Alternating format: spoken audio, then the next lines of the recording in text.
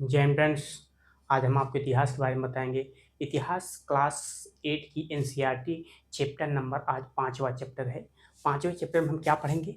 5वां चैप्टर हम पढ़ेंगे जब जनता बगावत करती है 1857 और उसके बाद के बारे में।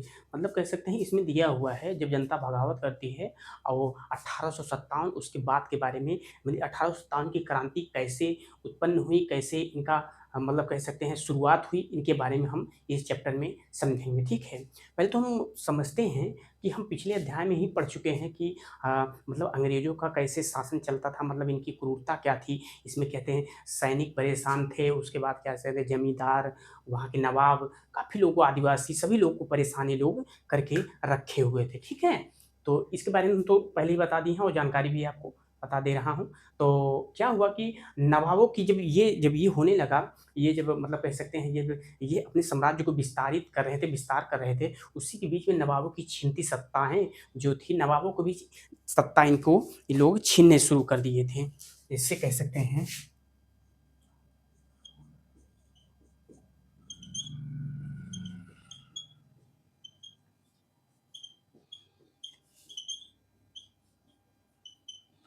ठीक है, नवाबों की छिनती सत्ता के बारे में हम इनमें समझेंगे। ठीक है, वही हम समझते हैं कि 18वीं शताब्दी के मध्य में लोग इनसे काफ़ी परेशान थे। ठीक है, जैसे कि राजा थे, राजा, व्यापारी और कह सकते हैं ज़मींदार, और वहाँ के मतलब शासक लोग, राजा रानी, अलग अलग तरीके के लोग, यह काफ़ी परेशान ये लोग से थे। उनकी सत्ताएं छीनती चली जा रही थी। ठीक है, जब छीनती चली जा रही थी तो क्या हुआ कि सभी लोग परेशान थे। जब ये शुरुआत की, तो शुरुआत जब अंग्रेज जब यहाँ शुरुआत में आए हैं तो क्या हुआ कि लोग आना, मतलब कह सकते हैं जैसे कहते हैं कि ना, कोई अगर बाहरी आक्रमण या कोई बाहरी आदमी को, एक आदमी को अगर मार रहा है तो लोग सोचते हैं चलो ठीक है भाई, हमको तो नहीं मार रहा है या हमें तो, हमारे ऊपर आक्रमण तो नहीं कर रहा है। तो ये जब शुरू में तो कोई नहीं बोला, जब ये सब लोगों को ऊपर पड़ने लगी तो सब परेशान हो गए। उसी के बीच में सब जगह इनकी जमींदारी छीन ली गई, इनके मालिकाना हक खेत बाड़ी का पूरा छीन लिया गया शासक, और सहायक संधि इनके ऊपर थोप दी गई। संधि का मतलब हम आपको बताए हैं, जैसे कि सहायक संधि थोपने का मतलब ये होता है कि राजा अब वह सेना नहीं रखेगा। ठीक है, वह सेना नहीं रखेगा, वह सेना मतलब कह सकते हैं गवर्नमेंट, मतलब कहते हैं अंग्रेज सेना उनको प्रोवाइड कराएंगे, उसके ऊपर मतलब पैसा उनको चाहिए। ठीक है, तो ये लोग का सिस्टम बना रहता था। उसके बीच में कह सकते हैं कुछ शासक, जैसे कि हमारे बीच में मतलब कह सकते हैं कुछ शासक लोग इनसे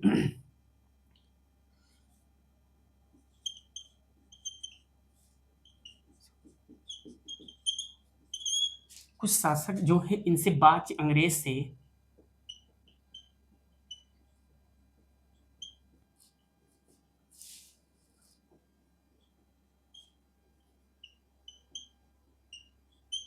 ठीक है, कुछ अंग्रेज जो थे मतलब कुछ अंग्रेज से बातचीत भी करने लगे। कुछ शासक लोग थे, इंडिया के जो लोग थे, या मतलब अंग्रेज से बात करने लगे, भाई कि देखिए हमारी बातों को मान लीजिए आप, मतलब कह सकते हैं। उसी के बीच में हम समझते हैं लक्ष्मीबाई, जैसे एक एग्जाम्पल के लिए समझते हैं, लक्ष्मीबाई और नाना साहब हुए, तो और ऐसे से राजा लोग थे, मतलब कह सकते थे, जो उनके अपनी मांग को रखे, मगर वो कंपनी जो है उस समय तुमने नशे में इतनी चूर थी अपनी सत्ता को इतना हासिल करने के लिए कि वो किसी की मतलब कैसे किसी की बातों को वो नहीं माना, वो सभी बातों को ठुकरा दिया था। ठीक, इतना समझ में आया आपको? अब क्या हुआ, जैसे रानी लक्ष्मीबाई,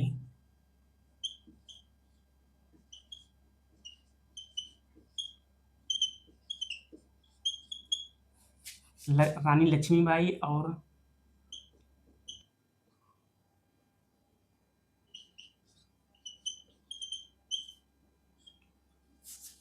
नाना साहब, ठीक है, नाना साहब,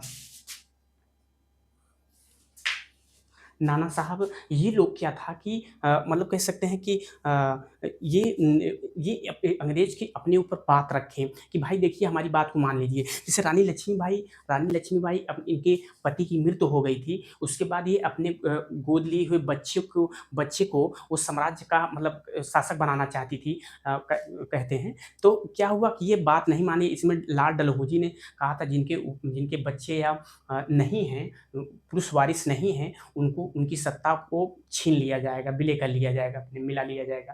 तो इसी के बीच में ये संघर्ष में कूदी और ये नाना साहब जो थे, नाना साहब ये अपने पिता की पेंशन पाने के लिए ये मतलब कह सकते हैं अंग्रेज़ों से अपने प्रस्ताव, अपनी बातों को रखा, मगर इनको भी ठुकरा दिया गया कि भाई देखिए अब आप आपके पिता जब तक थे तब तक आपको मिलता था, अब नहीं है तो नहीं मिलेगा। तो ये जाकर ये 1857 की क्रांति में ये लोग रानी लक्ष्मीबाई, नाना साहब, तात्या टोपे और ऐसे-ऐसे जो लोग थे सभी लोग लीड कर रहे थे, मतलब ये युद्ध में कूद गए थे। ठीक, इतना समझ में आया आपको? वही हम सबको इनको क्या था कि इनको पेंशन नहीं मिलता था। ये अपने पिताजी के पेंशन नहीं मिलता था, इसीलिए इनकी बात को अंग्रेज नहीं माने। ठीक? जब अंग्रेज नहीं माने तो ये 1857 की क्रांति में ये लोग भाग लिए थे। ठीक है? 1857 की क्रांति में। वही हम समझते हैं अवध। जब ये लोग अपनी विलय की नीति अपनाते थे, वही अवध जो था, अवध को सबसे बाद में इसको जीता गया था।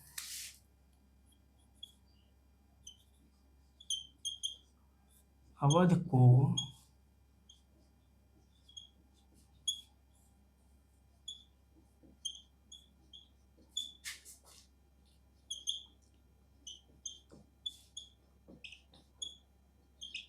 ठीक जीता गया था। ठीक, तो इसमें क्या हुआ, इनको ये कब जीता गया, इनको लगभग ये 1801 ईस्वी में, 1801 ईस्वी में इसमें जीत कर अंग्रेज जो थे ये कंपनी, इसमें क्या हुआ कि 1801 ईस्वी में इसमें सहायक संधि थोप दी थी। 1801 में एक में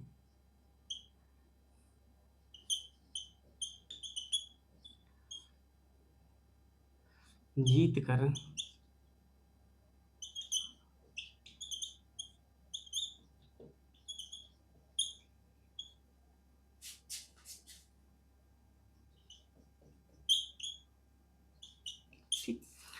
सहायक संधि थोप दी थी 1801 ईस्वी में।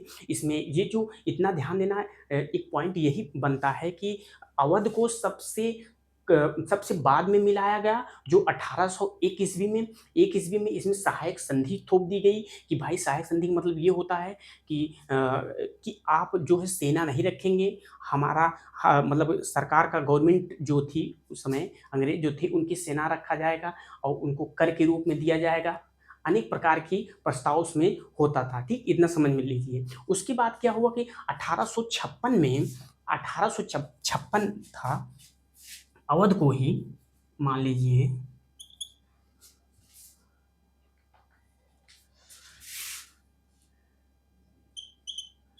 1856 को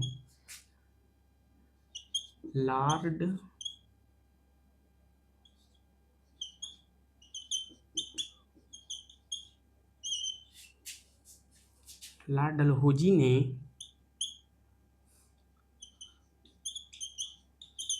अवध को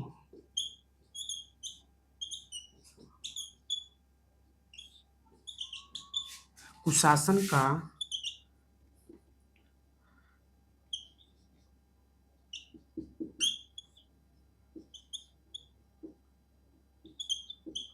आरोप लगाकर उसे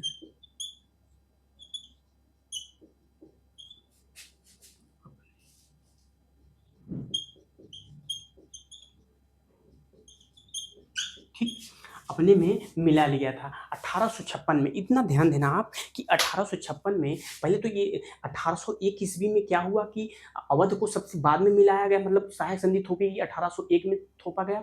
उसके बाद इसको 1856 में इसको अपने अंडर में मिला लिया था। कौन? लॉर्ड डलहौजी का शासनकाल 1848 से लेके 1856 तक चलता रहा। इन्हें अनेक कार्य किए थे। तो इनको कह सकते हैं ये बाद में कुशासन में कह के, मतलब एक वैसा तो वो नहीं था, मगर ये राज्य को जैसे कि कहते हैं कि यहाँ के राजा ठीक से शासन नहीं चला रहे हैं और ये हमको मिल जाएगी तो सत्ता हम अच्छे से चलाएंगे। लॉर्ड डलहौजी का वो मतलब था जनता को, मगर ये ऐसा कुछ नहीं, सब जनता जान रही थी कि ये गलत है, हमारे नवाब को हटा के ये सत्ता अपनाई गई है 1856 में। ठीक, इसी के गुस्से से जो 1857 की क्रांति हुई, तो वहाँ पे लोग, काफ़ी लोग वहाँ पर कूद के, मतलब कह सकते हैं उसमें भाग लिए थे 1857 की क्रांति में, जो अवध के क्षेत्रों के जो लोग हुआ करते थे। ठीक, अब इतना समझ में आया?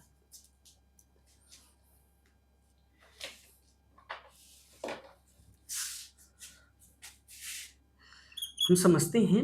अब इनकी, अब ये लोग को इतनी भूख हो गई थी, कह सकते हैं कि ये कंपनी को, अंग्रेजों को इतनी ज़्यादा भूख हो गई थी कि सत्ता अपनाते चलिए, सभी को अपने अंडर में मिलाते चलिए। उसी के बीच में मुगल मुगल बादशाहों में, जैसे कि मुगल बादशाहों के भी अपने अंडर में लेना ये लोग शुरू कर दिए थे। तो क्या हुआ,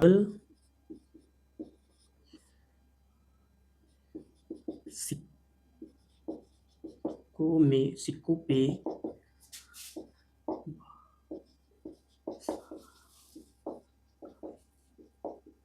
चित्र चित्र को, ठीक। अब इतने ये लोग थे, जान लीजिए, जब अपनी सत्ता को विस्तारित करने लगे तो मुगल बादशाहों को भी परेशान किए। तो ये क्या हुआ कि मतलब मुगल बादशाहों के सिक्कों को ये हटाकर, उसके चित्र पे, मतलब मुगल बादशाह के जो सिक्के हुआ करते थे उसमें मुगल बादशाहों के चित्र हुआ करते थे, ये लोग हटवा दिए, उसको भी हटवा दिए। ठीक है, तो उसी के बीच में क्या हुआ, मुगल बादशाहों को हटवा दिए और सिक्कों को। उसके बाद 1849 में, 1849 में जो थी, मान लीजिए 1849 में लॉर्ड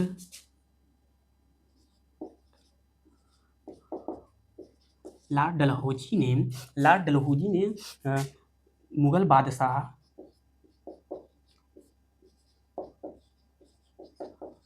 मुगल बादशाह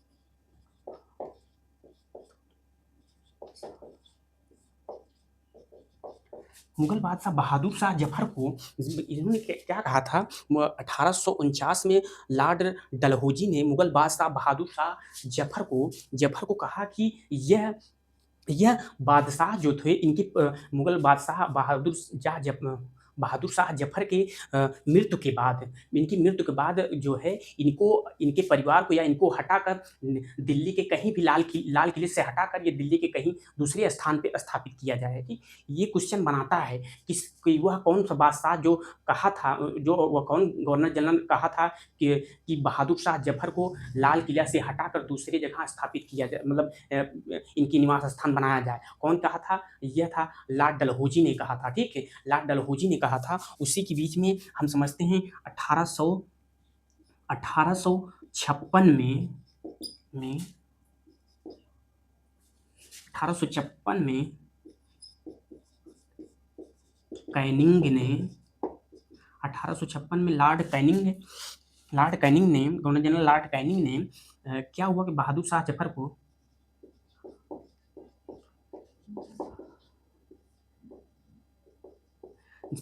जफर को, इन्होंने क्या कहा था कि बहादुर शाह जफर को मतलब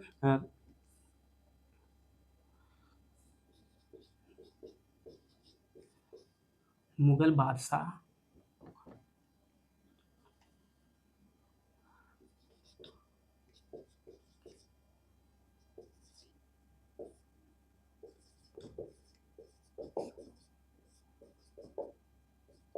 ठीक, ये लॉर्ड कैनिंग ने 1856 में कहा था कि बहादुर शाह जफर जो थे, बहादुर शाह जफर को यह लास्ट मुगल बादशाह माना जाएगा, और इनकी वंशजों को जो है, यह मतलब कह सकते हैं एक राजकुमार की उपाधि दी जाएगी, बस सिर्फ राजकुमार की उपाधि दी जाएगी। ये समझिए, इसमें यही थोड़ा कन्फ्यूजन होता है हम लोगों को कि लॉर्ड डलहौजी और लॉर्ड डलहौजी ने कब कहा था? 1849 में कहा था। 1849 में क्या कहा था कि बहादुर शाह जफर को लाल किले से हटाकर दूसरी जगह, दिल्ली के दूसरे स्थान पर उनको ले जाया जाए, वहाँ से हटाकर। और लॉर्ड कैनिंग ने कहा कि बहादुर शाह जफर जो है मुगल बादशाह, आखिरी बहादुर शाह जफर आखिरी मुगल बादशाह माना जाएगा, और इसके परिवार को मुगल बादशाह नहीं माना जाएगा, एक राजकुमार के तौर पर इसे मतलब कहा जाएगा इन लोगों को। ठीक, इतना समझ में आया आपको? ठीक,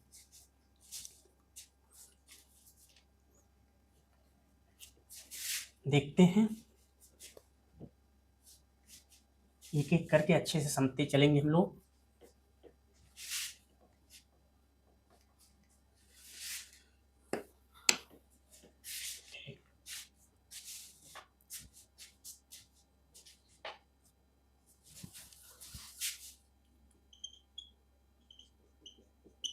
किसान और सिपाही, ठीक, इनके बारे में हम समझते हैं, किसान और सिपाही के बारे में। जो किसान जो थे, यह गाँव में काफ़ी परेशान थे। भाई इनको इनके भी ऊपर कह सकते हैं अ, अंग्रेज़ जो थे, इनके ऊपर पे भी कर कर लगाते थे और तरह-तरह के कर लगाते थे। लोग परेशान उतना दे नहीं पाते थे और ये पैसा नहीं मिलता था सूदखोरों से, सूद पे जो ब्याज पे पैसा-वैसा देते हैं, उनसे पैसा लेते थे। तो इतने क्या था कि ये धीरे-धीरे इनकी ज़मीन धीरे-धीरे छीनती चली जा रही थी। ये कह लो काफ़ी परेशान होने लगे। जब ये भाई ज़ाहिर-सी बात है, अगर गवर्नमेंट जो है अगर ज़्यादा उसके ऊपर कर लगाएगी, हम दे नहीं पाएँगे पैसा भाई, तो हमको मजबूरन कर्ज़ा लेना पड़ेगा। जब कर्ज़ा लेंगे तो धीरे-धीरे नहीं दे पाएँगे, तो वो भी हमें ऊपर प्रेशर बनाएगा। जब प्रेशर बनाएगा तो भाई ज़मीन है, ये बेचना पड़ेगा। तो ये लोग भी काफ़ी एक प्रकार से परेशान हुआ करते थे, ठीक है? परेशान हुए थे, जो किसान थे।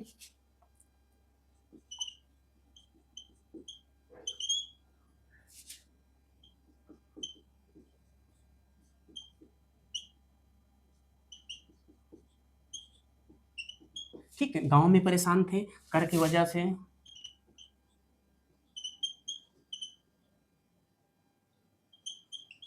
ठीक? कर की वजह से और मान लीजिए कुछ महाजन की वजह से मान लीजिए जो हो जाते हैं।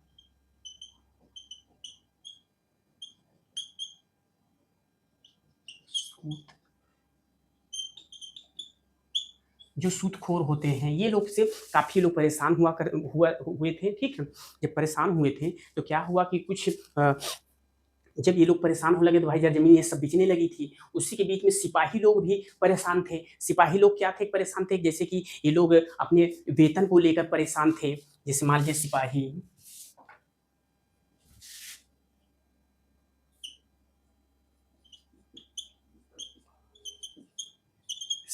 लोग जो थे, यह अपना वेतन के लिए परेशान थे।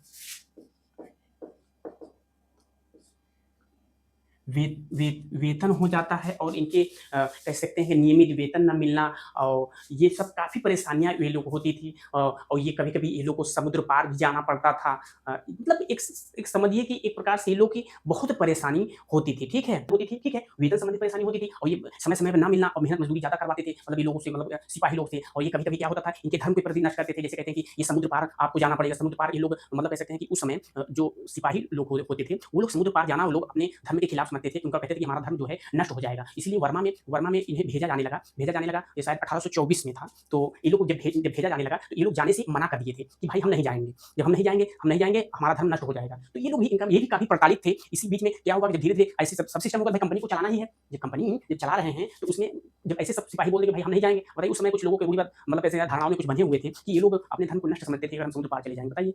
तो यही कहने का मतलब ये हो जाता है कि जब कंपनी परेशान हो गई ये लोगों से, तो 1856 में क्या हुआ, 1856 में एक एक कानून बनाया गया।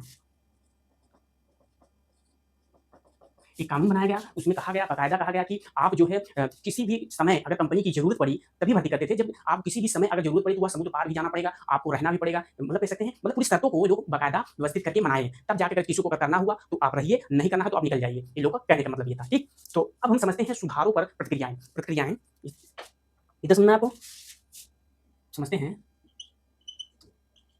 सुधारों पर प्रतिक्रियाएँ, ठीक है? प्रतिक्रियाएँ के बारे में हम समझेंगे इसमें।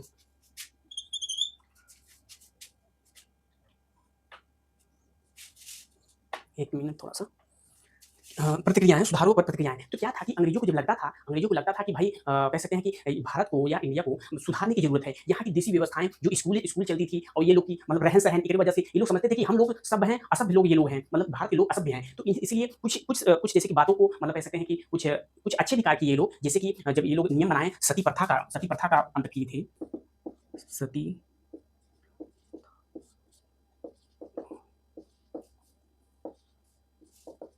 बंद किया, ठीक है? सती प्रथा को ये लोग बंद किए और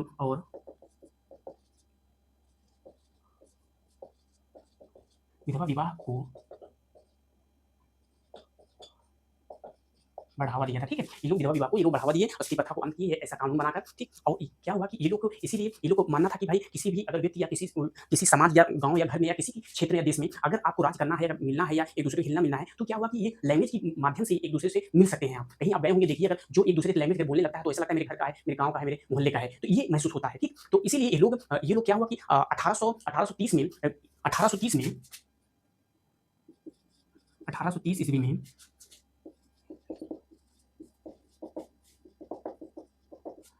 ईसाई लोगों को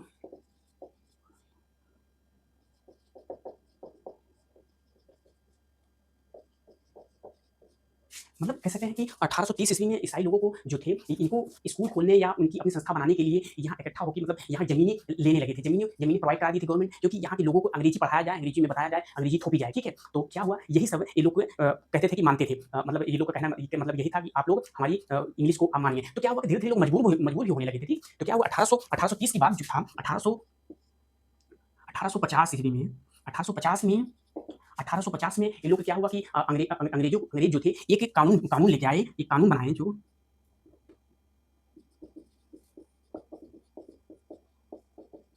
जिसमें कहा गया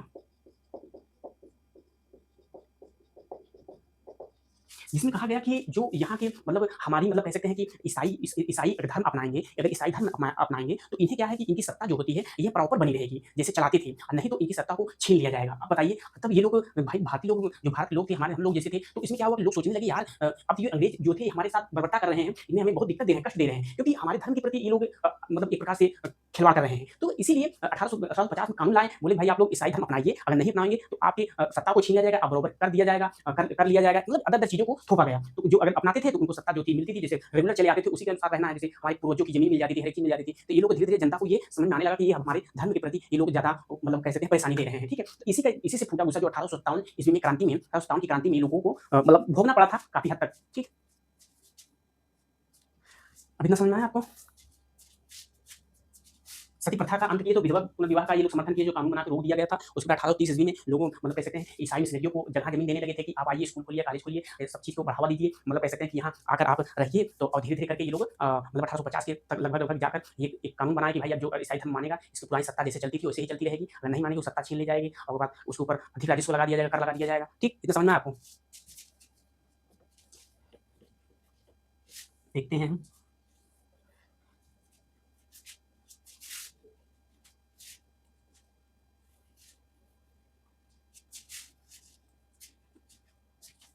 अब क्या हो जाता है 1800 मतलब कह सकते हैं कि जब ये सब सिस्टम चलता रहा, लोग परेशान हो रहे थे। उसी बीच में क्या हुआ कि अपने कॉलेज, स्कूल जो हमारे भारत में चल रहे थे, उनकी दशाएँ कैसी थी, इनके बारे में हम अवश्य समझते हैं, ठीक है? जैसे कि हम समझते हैं कि 1800 लगभग कह सकते हैं कि जब ये चलने लगा, तो अंग्रेज़ की दिमाग में यह आने लगा कि भाई देखिए अब अंग्रेजी को हम इस तरह तो सभी को थोप नहीं सकते कि भाई आपको पढ़ना ही 100% पढ़ना है। अब हम ऐसा करते हैं, जो भारतीय स्कूल जो हैं, छोटे-छोटे स्कूल हैं, कॉलेज हैं, इसमें हम इसमें दखल-अंदाज़ी करना वो लोग शुरू कर देंगे। अंग्रेजी इन लोगों को थोपना ही था। अब ये लोग शिक्षा के प्रति भी भारत में दखल-अंदाज़ी ये लोग करने लगे। अब ये अंग्रेज जो थे कंपनी जो थी, ये क्या हुआ कि कुछ लोगों को मतलब एक टीम गठित करके एक मतलब कह सकते हैं एक व्यक्ति को उसमें कह सकते हैं एक भारत के बंगाल और बिहार के स्कूलों, कॉलेजों को मतलब कह सकते हैं इनको एक रिपोर्ट तैयार करने के लिए इन्हें नियुक्त किया था। इनका नाम क्या था? विलियम विलियम एडम था, ठीक है? इनका नाम क्या था? 1 मिनट इससे लिखते हैं, थोड़ा-सा समझ में आएगा। नहीं, नहीं।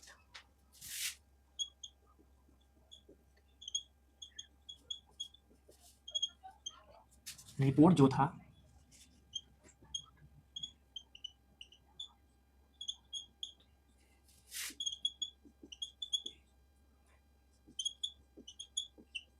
विलियम एडम,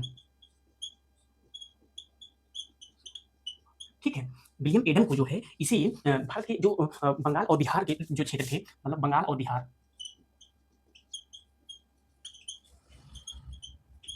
के क्षेत्रों को ये लोग मतलब इन्हें कहा गया कि भाई आप इनको एक रिपोर्ट बनाइए। रिपोर्ट बनाइए इनकी शिक्षाएँ कैसे चलती थी, इनके सिस्टम क्या चलते थे, इनके बारे में ये लोग बताए हुए थे, ठीक है? तो क्या हुआ इनकी रिपोर्ट तैयार करने के लिए कहा गया, तो ये कब आए थे, भारत आए थे और 1830 के दशक में।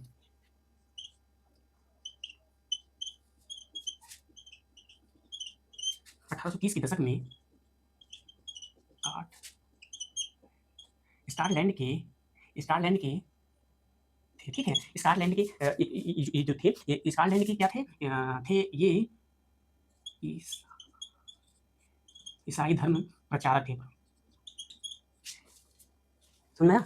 क्या थे ये? 1830 के दशक में भारत आए, जो स्कॉटलैंड के ये ईसाई धर्म प्रचारक थे। इनकी रिपोर्ट यह कहती है कि ये जब बंगाल और बिहार में जब ये रिपोर्ट तैयार कर रहे थे, जब इनके सर्वे किया गया, कहा गया कि लगभग 1 लाख से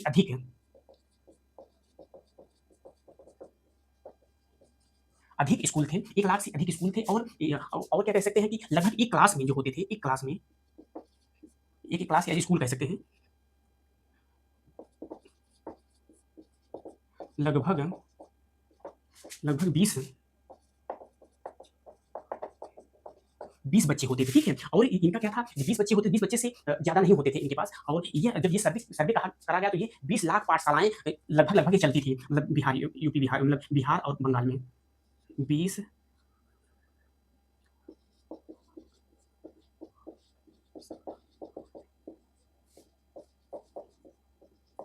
उस समय बताइए 20 लाख पाठशालाएँ चलती थी, और ये चलाने का कार्य कौन करता था? जैसे कि ये व्यवस्थाएँ जो हमारे भारत में पहले थी, अंग्रेज आने से पहले, तो क्या था कि ये पाठशालाएँ, जैसे कि कोई महाजन आदमी हो गया, या कह सकते हैं कि महाजन आदमी हो गया, उसके बाद कोई ज़िम्मेदार हो गया, या कह सकते हैं कि गुरुजी जो थे, जो मास्टर पढ़ाते थे, वो मतलब कोई संपन्न है, तो अपने घर के सामने कक्षाएँ चलाते थे, कोई पेड़ के नज़दीक, बरगद के पेड़ के नीचे। तो कह सकते हैं जगह-जगह ये अपना स्थान कहीं भी बनाकर बच्चे को पढ़ाते थे। ये अंग्रेज आने से पहले। तो इनको फंडिंग कौन करता था? इन्हें जैसे कि गाँव का एक समुदाय हो गया, जैसे एक समुदाय बनाए हुए थे, मतलब एक समूह हो गया, कुछ वो लोग भी कर देते, महाजन भी कर देते थे। और फीस जो था, इनकी फीस जो होती थी, नियमित नहीं होती थी, ठीक है?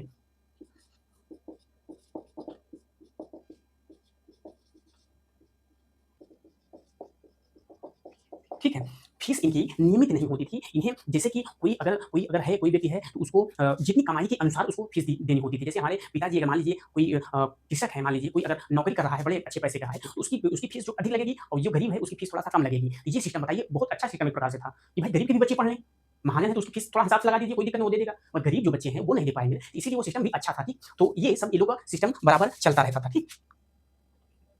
और इनकी जो कक्षाएँ जब चलती थी, ना तो इनके पास क्या था, ना तो किताब होती थी, ना नियमित बैठने की व्यवस्था होती थी कि आप स्टूल या किसी चीज़ पे बैठ जाइए, अच्छे से पढ़िए, और ना कोई समय सीमा होती थी, फला समय पे, और ना इसका पेपर होता था। जैसे कि पेपर नहीं होता था, सालाना पेपर होगा कि भाई बच्चों को उसके मूल्यांकन के बारे में उनके जानेंगे, क्या पढ़ा है, कैसे पढ़ा है, क्या नहीं पढ़ा हुआ है। तो ये सब कुछ सिस्टम ऐसा नहीं होता था, मगर ये मौखिक रूप से पढ़ाई होती थी। बच्चा वहाँ पहुँचा, मास्टर जो होते थे, गुरुजी, बस खड़े होके बताने लगे, पढ़ाने लगे, बच्चा अपने उसको कंठस्थ करके, उसको याद करके, उसको अपने अंदर समाहित कर लेता था, मतलब लिखने की व्यवस्थाएँ नहीं थी। तो ये अंग्रेज जब लोग ये सब देखें, तो ये लोग सोचे, यार अब हम इनकी व्यवस्थाओं को हम चेंज करेंगे। इसी बीच में क्या था कि कुछ लोग जो थे, कुछ भारत के लोग, जो अपने इंडिया के लोग थे, ये लोग कुछ समर्थन किए थे, कुछ उनकी बुराई किए थे। जैसे कि हमारे महात्मा गांधी जी थे, तो और उसके बाद ये थे रवीन्द्रनाथ टैगोर जी थे, तो इनकी कुछ नीतियों को, इनको काफ़ी बुराई किए थे, ठीक? तो इनके बारे में हम आपको बताएँ हैं, ठीक?